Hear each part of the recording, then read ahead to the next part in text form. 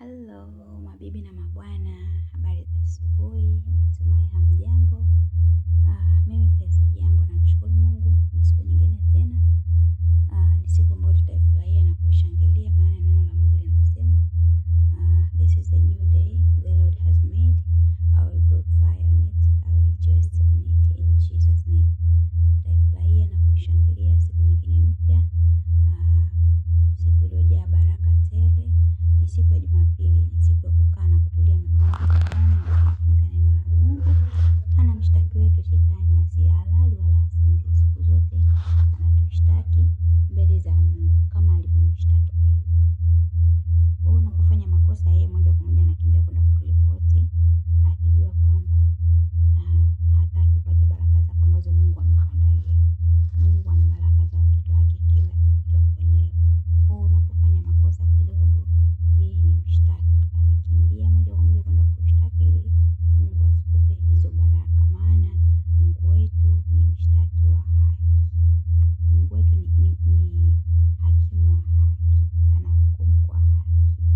Kwa hiyo hata shetani anapoenda kushtaki mbele za Mungu, Mungu anamsikiliza. Kwa hiyo tuwe makini sana, tuwe makini, tufuate amri 10 za Mungu alizotuagiza kufanya, to stay focus mbele za Mungu, tusifocus na mambo ya dunia. Dunia hii, shetani ni baba wa ulimwengu huu. Kwa hiyo tufocus na mambo ya kiroho, maana sisi sio wa ulimwengu huu, ni wa mbinguni. Baba yetu ni wa mbinguni. Napenda kuwashirikisha kitabu cha Exodus 14:13 verse 15. Exodus inakuwa kama ni Kiswahili nimesahau kidogo. Ni neno la Mungu linasema, and Moses said to the people, do not be afraid, for the Egyptians you see today, you will see them no more. Kwamba Musa akawaambia wana wa Israeli, msiogope, kwani maadui hawa mnaoona leo hamtakuja kuwaona tena. Kwa hiyo neno la Mungu leo linasema to stay focused mbele za Mungu. Tumtafute Mungu leo, tukae kanisani, tutulie, tujifunze neno la Mungu, maana bila kulijua neno la Mungu utakuwa hauwezi kumjibu adui. Shetani anajibishana na mtu kwa maandiko, anajua Biblia sana, anajua maandiko sana. Na wewe ili kumshinda lazima ulijue, ulifazi neno la Mungu uweze kumjibu na kumshinda. Nawapendeni sana, tuendelee kufocus mbele za Mungu. Hiyo ndio wasia wangu wa leo asubuhi. Leo Jumapili, usikose kwenda kanisani. Hata kama umechelewa, angalau upate neno la Mungu. Hata kama umechelewa labda kwenye kusifu, japokuwa ni muhimu sana kufika mapema, na unatakiwa pia kusifu pamoja. Kwa sababu gani? Sifa ni kama manukato mbele za Mungu. Unafikisha ile manukato, unaalika uwepo wa Mungu hapo kanisani. Unawafanya malaika wanaozunguka kiti cha enzi washuke mahali pale na kuja kukuletea majibu yako kutoka mbele za Mungu, wakuletea uponyaji, wakuletea baraka.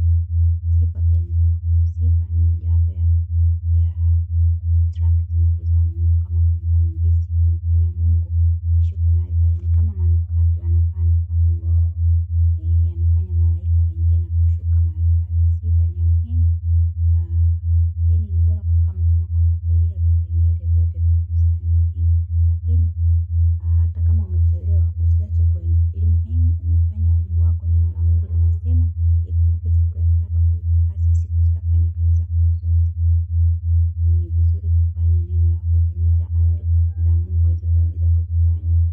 Hata kama umechelewa, adui anaweza kuchelewesha kwa bahati mbaya, lakini usichoke. At least ukute chochote kile hata kinachomalizikia. Usiache kwenda kanisani siku ya Jumapili kama hakuna dharura yoyote. Na kama kuna dharura yoyote, basi unaweza ukashiriki ibada hata kwa TV yako, hata live YouTube, TikTok, Facebook. Ilimradi siku ya saba hii uiheshimu na kuitukuza kama Mungu alivyoacha kila kitu akastarehe akaitukuza siku ya saba. Kwa hiyo nawapendeni sana, asanteni sana. Kwa Mungu hakuna makosa kidogo, makosa yote yako sawa. Tujitahidini kumpinga shetani. Mpingeni shetani naye atawakimbia. Asanteni sana na wapendeni sana. Muwe na asubuhi njema, muwe na Jumapili njema.